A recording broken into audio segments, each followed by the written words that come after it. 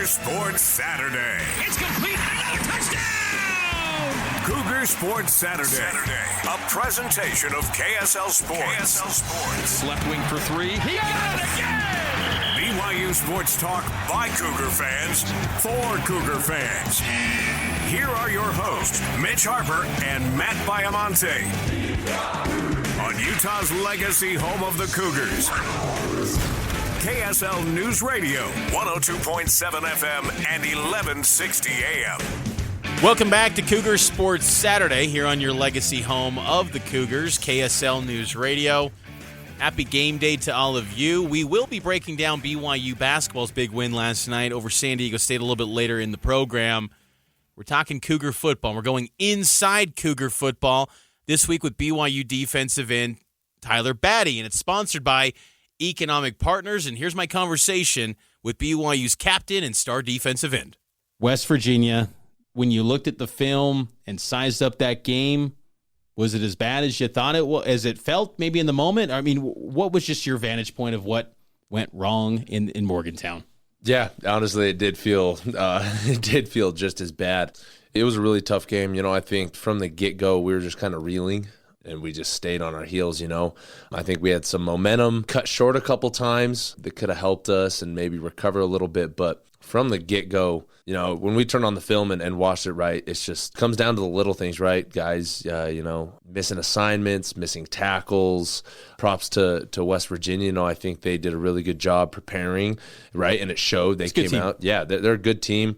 They played hard, played physical, and schemed us well. And so, you know, they came out with a plan, and they were able to execute their plan, and we struggled to execute ours. Was it a case of the effort wasn't there, or just maybe did it feel like there's something off about the team that night? And look, it's not just the defense, it's the offense. There's part of it, special teams. I mean, every phase of this game, you can't point to just everyone. It's all 123 guys in the program. I mean, that game was lost in so many ways, but from the defensive side, did you kind of sense that this was going to be a game where you guys were going to be a little bit sideways going in, or just how did you feel coming into the matchup? No, honestly, I think we felt good. I think we felt really confident, right, in our preparation and our game plan. Just getting out there, it's like any fight, right? It's like any fight. When the blows start landing, you know, normally we're really good. We stick in there and, you know, we throw some blows back and are able to get ourselves back in the fight. And honestly, it just felt like we just were reeling, right, the entire game. Like the blows kept coming, and we weren't able to keep up. We were just kind of, you know, covered up and just trying to, you know, hang in there. But, you know, there's definitely got to be a point where we've got to start swinging back, and I think that's what we didn't have versus West Virginia. I think, you know, really at any point in the game. You got a chance to bring the boys back together and get back on track against Iowa State, kickoff at 8:15. What's practice been like this week? Is it almost like a quiet, business-like approach? Is it physical? How are you? How would you describe practice this week? That's not our style by any means, man. We're gonna go out kicking and screaming. That's how this week has been. You know, on the upside, things have looked really well from a defensive perspective. Guys are getting after it. Guys are enthused, right? It's not this like tired, worn out, it's, hey, Monday you come to work, man. Get over it. You know, our coaches do a phenomenal job of bringing energy, smiling, you know. That may seem like little things. It's a good point though. But they're good leaders, right? You look at Coach Hill. He's a great leader. He comes in, you know, laughing, joking, telling dudes to smile. So he hasn't been down and out there. No, he's been keeping it upbeat then. Yeah, absolutely. You know, all of our coaches do really good job of keeping things in perspective, right? Which I think is extremely important. You know, I've mentioned that before with Coach Kalani. He does a really good job of keeping things in perspective, right? And so do the other coaches. You know, all of them bring energy and bring focus and bring fire. You know, all these dudes were competitors, right? Yeah. You know, you look at them and they were, you know, we have some dogs on our staff. And so they're older and wiser and more mature. But, you know, they still know what it takes. And, you know, they can channel their knowledge and their experience in really good ways to help the team. And so this week no one's been moping around. Absolutely not. I would say, honestly, these two practices have been some of our best. And so I think guys are really, really leaning in to the challenge, right, of going on a 2-game skid and saying, no, like, this is not who we want to be. We're going to write our own story, and, we're going to get after it. You know what I mean? And we're going to enjoy this, and we're going to work our butts off, and we're going to prepare like this is the last game of our lives, if you will. You know what I mean? And it's going to show up on Saturday. I'm confident in that. How much does it help to be back at home, though? I would definitely say, it helps a little bit. Traveling can take it out of you a little bit, give you a little less time maybe to prepare. You're not at your facilities, whatnot. It's frustrating because this year, we haven't played exceptionally well on the road, especially when it comes to wins and losses. But again, I think the mentality of this team is we're going to perform the best we can wherever we are, right? And so, I don't think too many guys are focused on that. It's really just we've got another game, whether it be here or wherever. We've got to prepare for it. We've got to be ready for it. And when the time comes, we've got to go out on the field and execute it. Does this matchup against Iowa State just come down to turnovers? Is it as simple as that? Or am I just downplaying it? Or because it feels like when you guys get some takeaways, you're going to be in this thing. Yeah, absolutely. 150%. We win the turnover battle. It's hard to lose a game when you win the turnover battle, especially if you're winning the turnover battle by multiple turnovers, right? As you've seen, versus TCU, versus West Virginia, right? Not a whole lot of action on the defense. And so we've got to be more disruptive. We've got to make more plays. We've got to get more turnovers. Absolutely.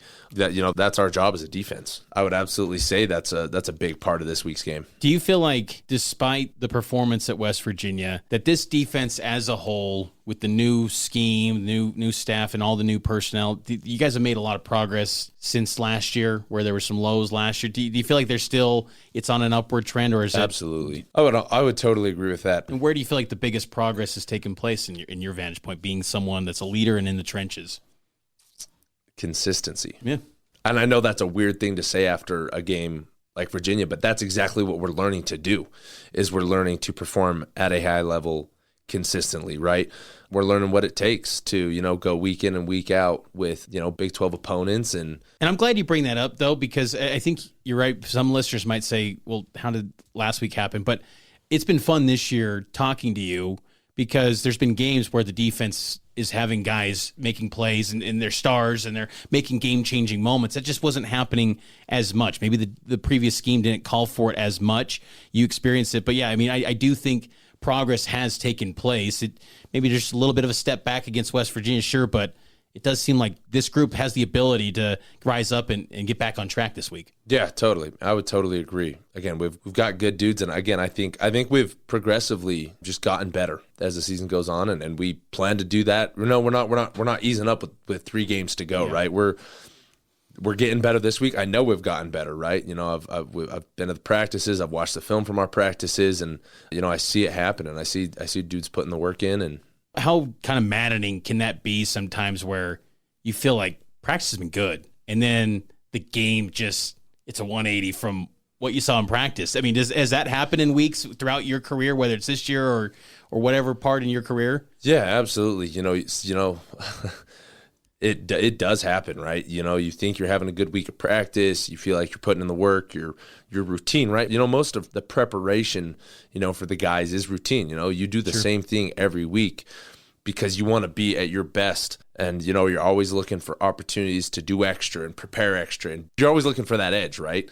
If you're not, then, you may have some disappointments. And so it is always frustrating when you prepare like that. You're confident in a game plan, and then you go into the game and fail. Really, it's just a failure to execute at that point. And so that's really what West Virginia was, which is frustrating, right? And to know how well we can play and then to go out and perform like that was extremely frustrating.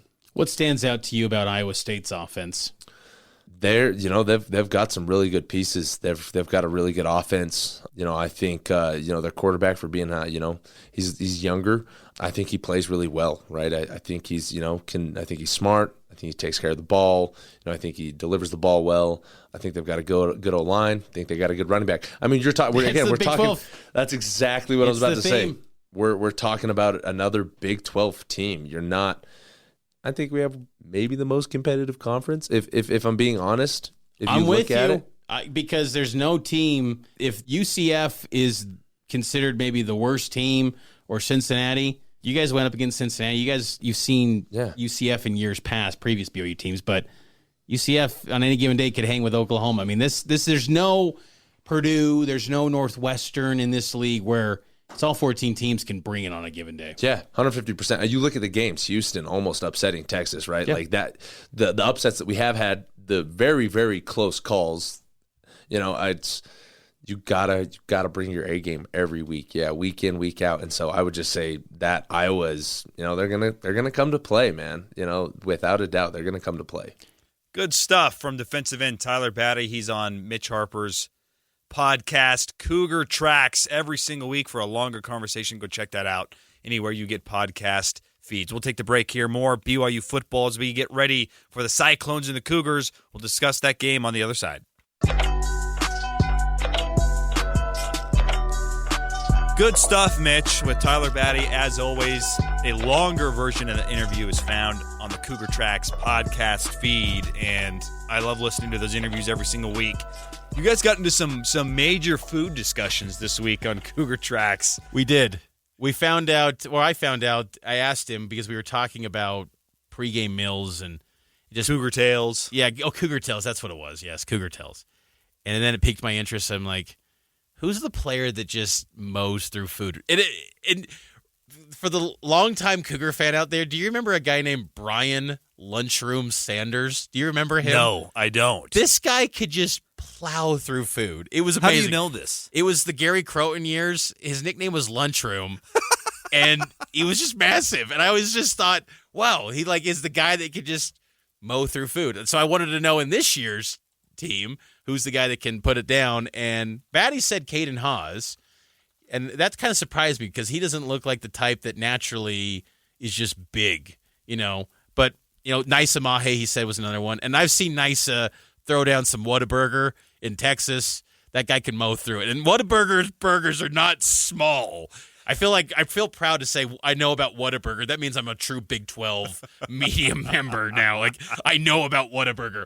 But, just kind of fun stuff. We go through everything. And, Tyler, I guarantee that he's a little bit frustrated, or definitely frustrated, because, this is a year where he's got to put up numbers. I don't feel like his measurements and profile as an athlete is good enough to get him in the league.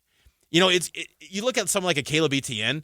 Caleb Etienne, you look at physically and go, that guy's going to get a chance because of the way and that's he's why built. I hate NFL evaluations. He will still get a shot, despite the film that we've seen on X and social media this past week where the whiffs, he is body beautiful. How many times can you work in whiffs in one episode it's of the show? Word of the look, we had meatball.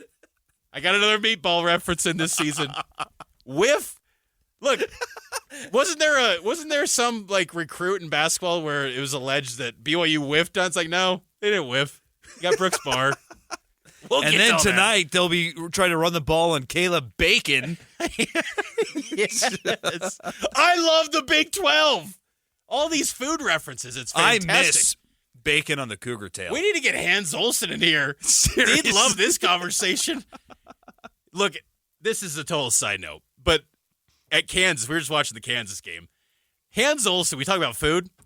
That man, so we had at Kansas hot dogs to eat, and they were in the press box. Yeah, they were in the press box. This was the media food. Hans, he's not fooling you when he's on the mic and talking about food and enjoying himself. That man truly loves his food. We've seen it firsthand in Fayetteville. Yes, and I saw it at Lawrence, and I gave him a hard time, or not a hard time, but I was joking with him about how I now do this when I get hot dogs. He had 2 hot dogs on his plate. They were both covered in mustard and ketchup, and then one of his hot dogs, he then just dips in the other hot dog for more ketchup and mustard and starts eating it. I'm like, this man just loves his food. There's no man that loves food more than Hans Olsen. But it's been fun, these travels in the Big 12 and all the fun storylines. Hopefully, though, it can be actually fun for Cougar fans to watch this game tonight and listen to this game because past few weeks, Matt, it's been tough. I mean, this offense has not scored much, and there just hasn't been many things that you feel like, okay, you can build off that. You can hang your hat on that with this team. Hopefully BYU shows up tonight and rallies and regroups because the final 2 games this season, I don't know, Matt. I just feel like Oklahoma, Oklahoma State, those are tough asks for BYU to come away with wins in those ones. You got to get it done tonight. I might be blue-goggled when I say what I'm about to say. Matt, don't do it. I actually felt like there was some real positives out of the West Virginia game offensively. Okay. I thought you were going to say like BYU's beating Oklahoma next week. Oh no, I'm not going there. There's someone else on the Cougar Sports Saturday staff that has staked claim to that island. It is not me, and it is not you. And you can figure out who it is then. What if BYU rolls through Iowa State tonight? I know that seems unlikely. BYU's a big underdog, but would that change your feelings about Oklahoma next week if they? No, I don't think so. Okay, I think Oklahoma's solid. I don't think they're Big 12 great. Last week, you look at the numbers, you look at the score, the offense played poorly. But within a lot of drives, there were moments. I thought Jake Retzlaff had some moments. There was the drive right before the half where they were moving the football. I firmly believe they were going to punch in a touchdown there, and then Parker Kingston fumbles the football. Yeah. There were other drives, too, where they're moving the football, and then I thought there was some shoddy play calling that ended a drive because it was 3rd and 2. It turns into 4th and 2. On a 4th and 2, you're throwing a pass behind the line of scrimmage and he gets snuffed out. But within many drives, there was 3 or 4 really good plays. Can they stack that up? And I just feel like at home, they'll be able to do that a little easier than they have on the road. Aaron Roderick, I think there's been some heat thrown towards his way from Cougar fans. I think rightfully so. Yep. I think everyone on the staff should be questioned with what's happened the past couple weeks. But I will say this about Roderick. I'm willing to give him a little bit of leniency because he has done a good job with the quarterback position. Every quarterback that has started at BYU since he's been the QB coach has done a really good job. Even beyond Jaron Hall and Zach Wilson, Baylor Romney was pretty good. Soljay Maiava for a game was good in that weird offense that they ran last year in the New Mexico Bowl. Jake Retzlaff was okay. And Jake Retzlaff, he told us when he signed in January, his only options really were Troy and Coastal Carolina. Coastal Carolina staff wanted him to be the next Grayson McCall after McCall leaves this year.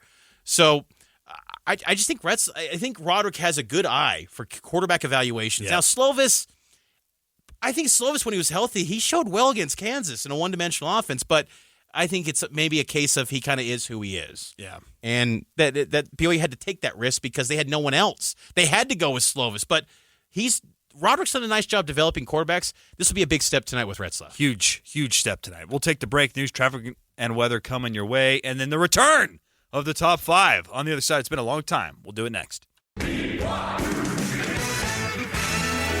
Cougar Sports Saturday. It's complete. Another touchdown! Cougar Sports Saturday.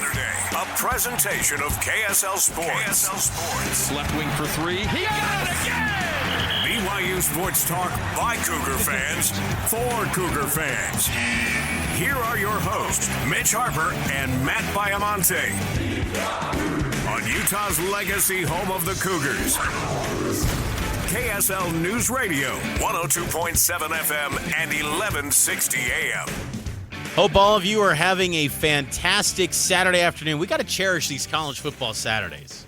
It's winding down, folks. It's crazy to think that it's already week 11 in the college football season, November 11th. These college football Saturdays are dwindling. It's been a jam-packed one already in college football. We'll get you updated on some Big 12 scores a little bit later this hour, but Mitch Harper, Matt Baiamonte, we got to dive into our favorite segment of the program, making a triumphant return. The Cougar Sports Saturday Top 5, sponsored by Economics Partners. Mitch and Matt clash in a weekly battle of BYU sports knowledge. Here's the Top 5. It is good to be back. I love this part of the show. I love this segment. I love competing against Mitch Harper. It's been a battle these past 5 years. We taking a little bit of a break during extended pregame coverage, but now that the regular show is back, what we do is we turn the floor over to our producer, Nate Slack, for a topic we have no knowledge about. We do not research it. We don't use the computers. We don't use our phones. We use nothing.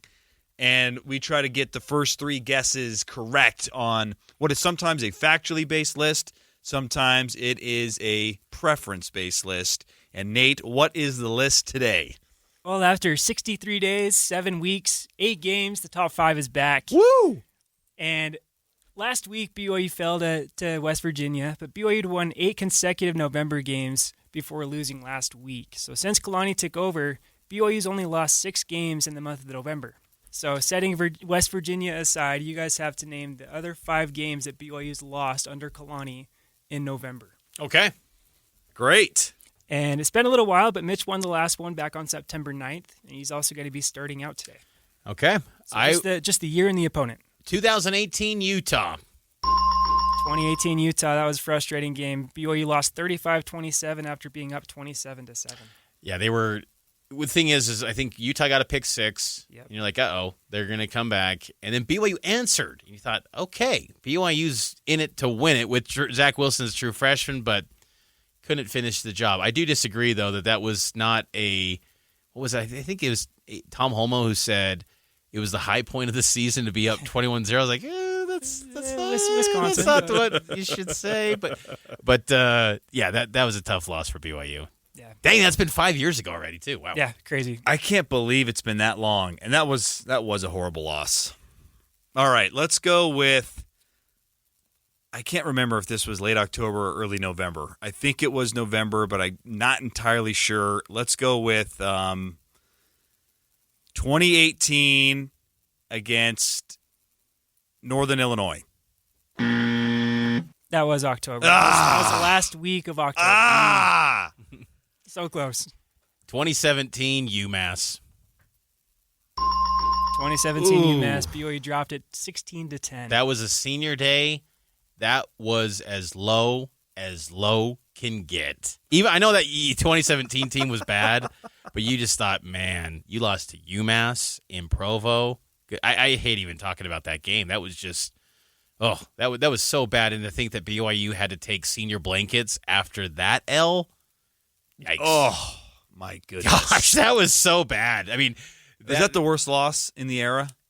That in the history of LaVell Edwards Stadium, 100%. That is the worst loss that BYU has ever suffered in LES. No questions asked. Do you think that was the worst loss of the season? Because I would almost say it was the East Carolina game, 2017. That was ugly. Because that was by multiple scores. East Carolina was giving up like 50 points a game. Yeah. And scored 17. But I just feel like that UMass, just the symbol of that. Yep. UMass, come on now. That's the fighting John Calipari's and Marcus Camby's. That's basketball, not a football team. Come on now. So Mitch got the steal, and he's also got a chance to sweep it here. Woo. Okay. Man, BYU's been pretty dang good as you laid out in November. So this is tricky. How about I got it. 2019 San Diego State. Yeah, that was ugly too. One of the worst games I've been to. That was another nightmare game. What was it, 13-3? 13-3, and BYU outgained San Diego State in yards, 416-269. That day was one of the few games I did not go to here at KSL. I remember being stuck on the highway on I-15 heading down to the basketball game. There was a massive snowstorm, so I was stuck at the point of the mountain on I-15 South. There was like a truck rolled over. I was stuck for hours at the point of the mountain, and so I missed the basketball game. And then that football game, there was nothing to write home about. And remember, Zach Wilson came back, and he was still banged up. And it's interesting to discuss that game because think about the commentary this week. Kalani noted you have to earn the right to regain your starting role. Zach really did it. No. And Jaron, I know he was banged up with a concussion, but Baylor looked pretty good against Boise and Liberty. Baylor should have played in that game. I feel like that's a completely different game with Baylor Omni at quarterback. But if you do that, Zach, is he a thing in 2020? Because if Zach gets benched, does the Zach magic happen in 2020? Are you rolling with Jaron? But then Jaron gets hurt with the hip. Is it Baylor Romney's team in 2020? Are you an 11-1 team? Look, That's a lot of Zach what-ifs. had amazing year in 2020. His statistical numbers were outstanding. No one can take that away from him. But I think any of those three quarterbacks would have won the same amount of games that year. The schedule was that light. And that was the thing is that people can knock the schedule, which is fair. It was probably the worst strength schedule in BYU history. But that team was good because you see it now in the NFL, the impact that they've made and the players that have got paid at the next level. But yeah, you're right. It was a weak schedule for sure. I don't think Hall or Romney that year would have put up 70% completion and 30-3, whatever the ratio was. It's an interesting thought, though, because timelines and just how everything lines up. Because if you move up Jaron Hall in 2020 and he stays healthy, he's not dealing with a hip, does he play? And then what happens with Zach? And what happens with this year? Because that timeline, Jaron in 2020, then 2021, does he move on to the NFL? Yep. And then you're maybe dealing this year with a second-year starter instead of Ian Slovis. It's kind of a fascinating ripple effect what you think about that move in 2019 to go back to Zach. It worked out in the long run because BYU's had great quarterback play since, but had they kind of said the commentary that they've said this week about Keaton, where he has to earn the right to regain the job despite injury, Keaton has a chance where, it could be a Wally Pipp situation. If Jake wins tonight, I don't see how you go back to Keaton, even if he's healthy next week, in my opinion. I feel like you could easily do it because you would have secured a bowl game. Then you could just say senior night, senior QB, right off into the sunset. And then when the season is over, you tell Keaton, go get ready for the league, where Jake's going to start the bowl game and get all the practices after that. Did you agree with that commentary, though, from Kalani? Say that you have to... No, it's... The reason I don't agree with it is because that's not what's happened in the history of his program. You just noted Zach Wilson. We could go on and on about guys that were injured and returned. Yeah. It happened this year, for heaven's sakes. So Aiden Robbins, he didn't produce when he was here. If you want to make an argument, Miles Davis should have stepped in after LJ got hurt because he was more productive before Aiden Robbins, and Aiden came back. And I'm okay with it. Aiden's looked good. Yeah. I like Aiden Robbins. I'm just trying to point out the hypocrisy of that comment because that is not what's happened under his tenure as the head coach. It is interesting, too, with Miles Davis. Kalani said after the Cincinnati game when he showed some good plays, some good snaps, they wanted to make him kind of a piece going forward, and it just hasn't materialized. That's I think one of the knocks you could say on Roderick is that sometimes I feel like they forget the personnel they have. Yep. You get so caught up in the moment of the game, and look, I get it from the media perspective. My wife goes, "Do you ever look at your phone and text me? You forget we exist on a game day." I know. I've got 9,100 texts on a game day. I'm the worst. Do not text me on a game day, please. I'm just one-track mind.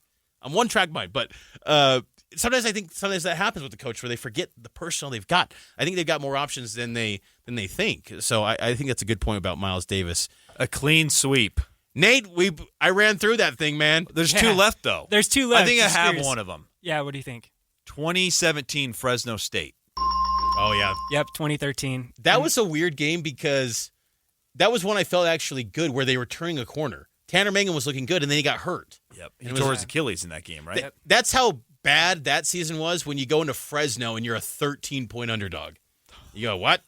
That's Fresno. I went to the UNLV game later, and me and my dad are sitting outside the stadium waiting to go in, and we're like, do you think we can beat UNLV? Yeah, I hope we can. I think we can. Joe Critchlow, we can do it. That was a fun game, though. That UNLV game. I was there at Sam Boyd for that one, too, and that was one... Yeah, that was a fun game. What are the other games? What's the other one? So there were 6? There's only one more. There's only one more? The 6th was West Virginia last week. Yeah, 6th was West Virginia. Oh, yeah, so there's one more. 2018. In 2018? Week before Utah. Got down inside the 5-yard line, couldn't punch it in. Boise State. That was so frustrating. I will never. That was one of the games. I'm so glad we bring this up. I could not sleep that night. I told my wife, I am so angry.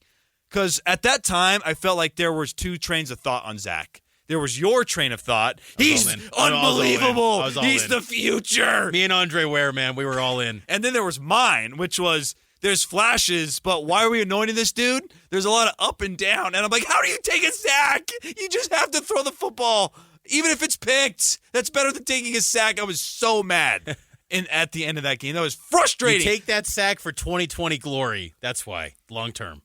You think there was no glory. We played a crappy Central Florida team in the bowl game. That was a great season, 11-1. It was a great season, but there was no glory. We were rewarded. Sure it was. We didn't even get into we should have been playing in a New Year's Six bowl game. I forgot about that. We have to rehash that. I forgot about that Boise game. What was that, 21-16? Yeah, 21-16. Yeah. That one hurt because they put together this beautiful drive. Matt Hadley's bawling out, and then you're like, no.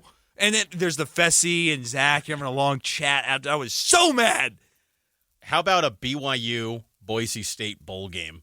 BYU wins tonight. I'm in. Boise State in the first responder bowl. Would you be down for that? I'm okay with that. And you know what would be interesting, too, is if Boise State plays the local kid against BYU, Maddox Madsen. Oh, yeah. Who's played pretty well for Boise State. And he grew up in Utah County. It's kind of funny, though, to think how, last year when BYU played at Boise and you thought, oh, you're going to miss those matchups. I haven't thought about it at all in this season. We're in the thick of Big 12 play. Right. Maybe that's just, again, me talking about. I was missing it when SUU was here, though. Yeah, no question. And Sam Houston. You wouldn't have preferred Boise? No, because then you get BYU would be like 3-6 right now. Boise's not that good. They're not. They're struggling. That was a good top 5 though. That was, man. Hopefully BYU cannot add to that list the rest of the way. We're going to be adding to that list. November is much harder now than it was prior to now. I hate referencing this, Matt, but anything is possible. Oh, my gosh. I hate referencing that, but anything is possible. Let's take a break. Top 5 sponsored by Economic Partners. Always appreciate them being on board with the show. Hey, there's going to be a new look for BYU tonight. We'll talk about that next. Cougar Sports Saturday, powered by KSL Sports.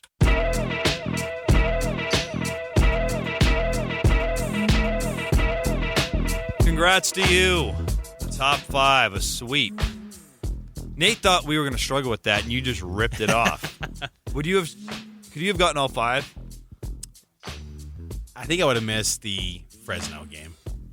That one I forgot was in November, but that was a good list. It was a good list. Here's another stat for you, Matt. Okay. BYU's 0-4 against Iowa State all time. I wasn't alive for the other matchups, right? The last matchup was 1974. They played 4 meetings from 1968 to 74. BYU is winless against 10 different Power 5 programs all time. So 11 total? Or it's 10. Iowa State's 1 of 10. 1 of 10. You know some of the other teams that are BYU's winless against all time from the Power 5 ranks. You want me to give you some of the teams? Ohio State? Yep, they're 1. Those are bowl games from Ohio State. Yep. Gosh, let's go. Pretty notable one from a loss in 2009. Tulane? No, they're not Power 5. Week after. Florida State. Yeah, Florida State. BYU's never beat them. They had the Pigskin Classic loss, Kickoff Classic. The 2009 loss was excruciingly painful. West Virginia, oddly enough, they're 0-2 You're right, all time 0-2. against them. Alabama on there, 0-1, 1998. LSU Sean as Alexander well. year. Yes, and Louisville is on there. What about Georgia Bulldogs? Did they beat them? Yeah, Yes. they got them. They got them. No, Georgia's on there too. Oh, they're on there because BYU's on Steve Young turned it over a Those are gajillion times. some of the teams, and maybe they can knock off Iowa State. They took down Stanford last year from the list.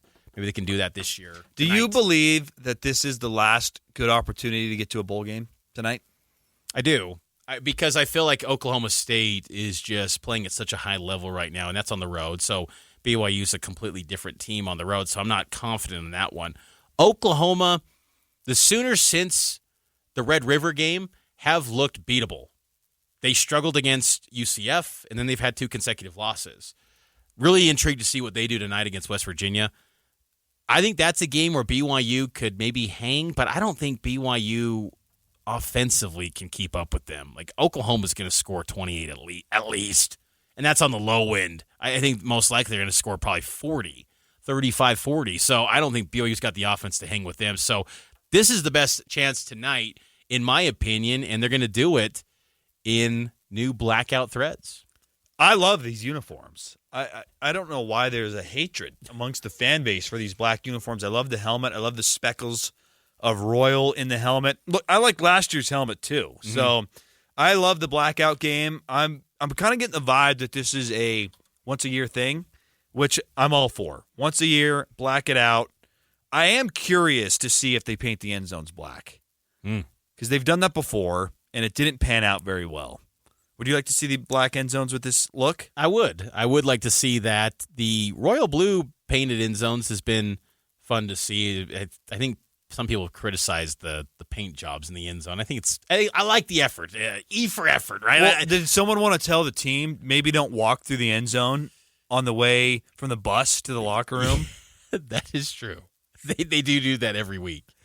So it's I like the pregame dance though from Kalani. Do that anywhere but the end zone when we paint it. My only knock on the pregame walk, just don't roll out that homemade sign again that says "Welcome to the toughest venue in college football." That was Who was holding it? I don't know. It was the marketing. Do you miss when they wear a suit and tie? I kind of do, actually. Because Texas... It felt a little more businesslike, like you're coming in. Texas did that, and I was like, whoa, this is kind of intimidating. I'm not going to lie. The suit and tie look kind of looks It looks tense. serious. Even I saw Hookem, the mascot, he even wore the suit and tie. I'm like, whoa, I'm not messing with him. Like, imagine Cosmo rolling in suit and tie.